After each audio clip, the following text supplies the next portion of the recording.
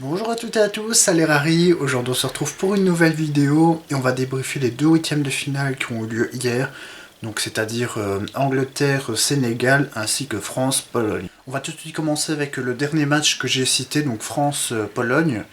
Donc score final 3 buts à 1, donc un but de Giroud juste avant la mi-temps. Donc cette première mi-temps, les Français ont eu du mal à rentrer dans le match, mais un peu en fait comme les 4 matchs, hein, même ceux qu'on va voir juste après, des favoris, à part peut-être les Pays-Bas. Mais sinon on a eu une Argentine, comment dire, la France ainsi que l'Angleterre, enfin j'en parlerai après plus en détail, mais qui ont eu du mal à rentrer dans la période. Donc vraiment tout début du match, ça a joué donc côté gauche français et côté droit polonais pendant 30 minutes plus ou moins. En fin de mi-temps par contre la Pologne a enfin compris qu'il fallait passer à droite et il y a eu Koundé qui était pas mal en difficulté. Donc à la 44e il y a Giroud qui met le but, passe décisive de Mbappé, pré-passe de Upamecano pardon, qui a été très bon sur ce match d'ailleurs, qui a bien muselé Lewandowski. Sinon, oui, c'était vraiment comment dire, un très beau but d'ailleurs. Que dire des deux autres de Mbappé, mais franchement, après, la France a un peu pu se dérouler en deuxième mi-temps parce que la Pologne devait sortir. Et donc là, on a eu une France qui était beaucoup plus à l'aise. Et en fin de match, donc on a eu le penalty de Lewandowski qui a dû être tiré. Par contre, il y a eu beaucoup de personnes qui ont parlé de l'arbitrage. Personnellement, j'ai rien trouvé de scandaleux, à part la jaune de Chouameni, pardon, que là, j'ai pas compris pourquoi. Enfin, pour moi, il n'y a même pas faute. Mais mis à part ça, j'ai pas trouvé non plus de scandale, comment dire, parce que pour moi, le but de Giroud, on entend très bien qu'il siffle. Donc, certes, c'est pas un, comment dire, c'est un peu contre le cours de jeu, mais on voit que les défenseurs polonais s'arrêtent et que lui continue. Donc d'un côté, oui, en fait, il veut juste se faire plaisir, quoi. Hein, Giroud, il veut juste tenter la deuxième retournée du match. Mais sincèrement, comment dire, j'ai pas compris pourquoi, comment dire, ça fait scandale, parce qu'on a bien entendu que l'arbitre a sifflé et que les joueurs même se sont arrêtés. Donc je vois pas pourquoi ça fait scandale. Entre parenthèses, Giroud qui bat le record de Thierry Henry.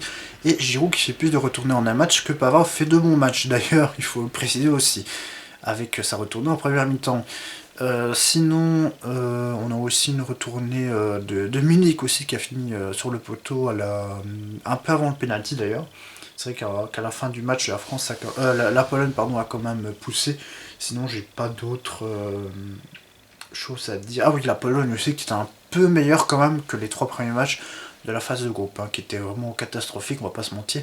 Là, ils ont quand même proposé un meilleur jeu, même si c'était pas non plus ouf. Comment dire, c'était peut-être même la nation la plus faible de ces huitièmes de finale avec l'Australie. Je ne sais pas encore qui était la plus faible, mais on va avoir une meilleure confrontation pour la France dès les quarts de finale, vu que c'est l'Angleterre qui est passée contre le Sénégal, score final 3-0. Le but de l'Angleterre, un peu comme le but de la France d'ailleurs, est venu un peu contre le cours de jeu, je trouve. D'ailleurs, la France, j'ai pas dit, hein, mais juste avant le but, il concède un triple tir des Polonais qui a vraiment failli, comment dire, rentrer. Et franchement, pour moi, c'est quand même le tournant du match. Le Sénégal a eu une très grosse occasion aussi avec Dia, mais on ne sait pas très bien si Pickford ou pas a fait l'arrêt, parce qu'on a eu un ralenti de Stones qui la touche de la main, mais qui n'est pas vraiment faute de main, tandis que, comment dire,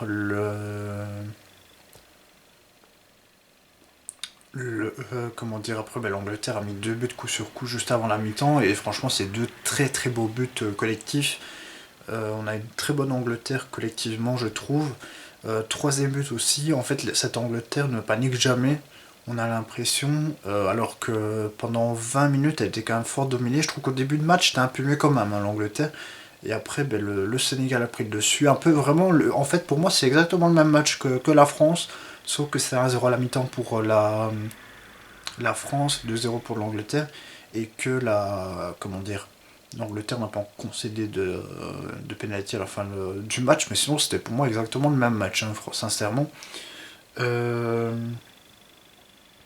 et aussi une stat, comment dire, qui était aussi éloquente pour les deux équipes, c'est qu'à la mi-temps, il y avait autant de duels gagnés et de duels aériens gagnés et de fautes faites pour les deux équipes. C'était vraiment égalité, vous pouvez regarder, donc il y avait 5 fautes je pense de chaque côté, 11 duels gagnés de la tête de chaque côté, et les duels gagnés hors tête je veux dire, ou complet, c'était 24 il me semble pour les deux équipes. Donc c'était vraiment éloquent que le match nul était vraiment mérité, mais que l'Angleterre était plus réaliste sur la première mi-temps, et ensuite par contre la deuxième mi-temps est un peu à sens unique, un peu comme le match de la France d'ailleurs. Voilà, j'espère que cette vidéo vous aura plu, et moi je vous dis salut!